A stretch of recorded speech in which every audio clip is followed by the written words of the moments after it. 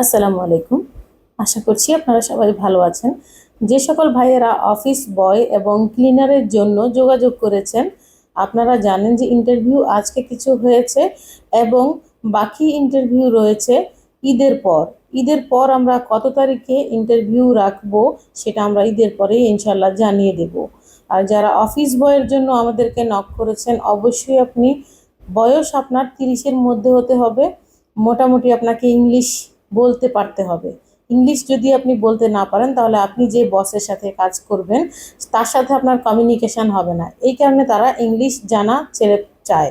তো এছাড়া এটার স্যালারি এবং বাকি যে ডিটেল আমরা অলরেডি মেনশন করে দিয়েছি পোস্টের মধ্যে। তো যারা আগ্রহী আছেন, আপনি যদি বাংলাদেশিও হয়ে থাকেন কোনো সমস্যা নেই, আপনার ভিসা লাগবে যেহেতু এটা ফ্রি জোনের কোম্পানি।